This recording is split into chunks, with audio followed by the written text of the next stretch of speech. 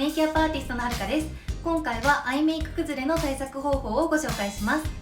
まつげの隙間をアイラインで埋めると下まぶたについてしまうというお悩みや、アイシャドウやマスカラが崩れてしまうというお悩みをよくいただくので、このようなアイメイク崩れを対策するメイク方法を今回はご紹介していきますので、ぜひ参考にしてください。今回はアイメイク崩れを対策する5つの方法をご紹介します。1つ目はメイク前のスキンケアをつけすぎないことです。目周りに油分が溜まっているとメイク崩れの原因になり、アイシャドウもムラになってしまいます。目の形にもよりますが、特に目の際部分に乳液やクリームが溜まってしまっている場合は、綿棒で拭き取ってからメイクをしてください。さらにまつげにも油分がついているとマスカラ崩れの原因にもなります。特に下まぶたにアイシャドウやアイラインがつきやすいので、油分をしっかり拭き取ってください。何もついていないスポンジでスキンケアをなじませてあげてからメイクをするのもおすすめです。2つ目はアイシャドウベースを塗ることです。アイシャドウの粉落ちやラメ飛びを防ぐことができます。アイシャドウベースは目の際に塗ってからアイホールに向かって伸ばしていきます。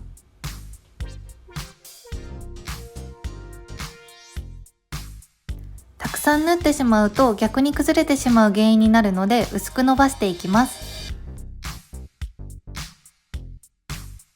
マットカラーのアイシャドウを使用する場合は、特にアイシャドウベースをきれいに塗ってください。目の際から丁寧に塗った仕上がりとムラのある仕上がりで比較していきます。まず先ほどご紹介した目の際からアイホールに向かって丁寧になじませた場合です。次にたっぷりな量でムラのある仕上がりにした場合です。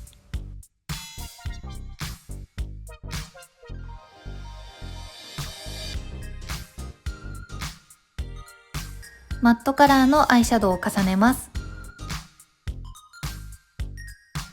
丁寧に塗った方はアイベースが薄く均一についているので、アイシャドウを重ね付けしてもムラなく仕上げることができます。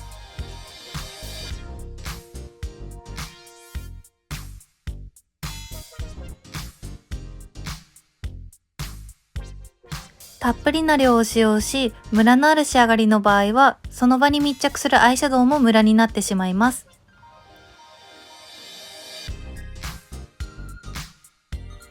パールやラメのカラーを使用する場合は目立ちにくいですが、特にマットカラーを使用する場合はアイベースを丁寧に仕上げることを意識して使用してください。3つ目は下まぶたメイクをすることです。1つ目でもご紹介したように、下まぶたの油分によるメイク崩れを防ぐためにサラサラな状態にしておく必要があります。下まぶたメイクは目幅を出すことができるだけではなく、アイメイク崩れ防止にもなります。ナチュラルメイクに仕上げたい方はフェイスパウダーを下まぶたに使用してください。4つ目は密着力の高いアイシャドウを使用することです。ジェルタイプのアイシャドウは密着力が高く、粉落ちやラメ飛びがなく使用することができます。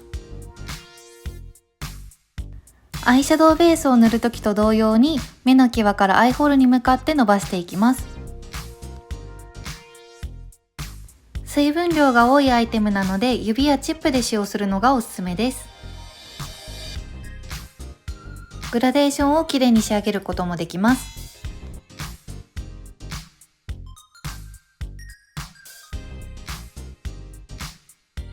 伸ばすとサラッとしたテクスチャーなので、下まぶたに使用することもできます。5つ目はアイラインを密着させることです。アイラインを描いた後は必ずアイライナーブラシでなじませます。さらにアイラインの上からアイシャドウを重ねます。リキッドファンデの上からフェイスパウダーを使用して密着させるのと同様に、アイラインの上にアイシャドウを重ねると密着力が高まります。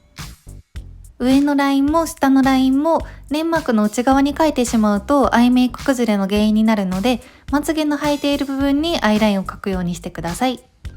アンダーラインも同様にブラシでなじませてからアイシャドウを重ねます。リキッドアイライナーを使用する場合は、ペンシルアイライナーで仕上げた後に重ねて描くとより落ちにくくなります。ウォータープルーフなどの落ちにくいアイテムを使用することはもちろんですが、今回ご紹介した5つのアイメイク崩れ防止方法もぜひお試しください。こちらのチャンネルではおすすめのコスメや日常メイクに取り入れやすいメイクテクニックをご紹介しています。動画がお役に立てた場合は高評価とチャンネル登録もよろしくお願いします。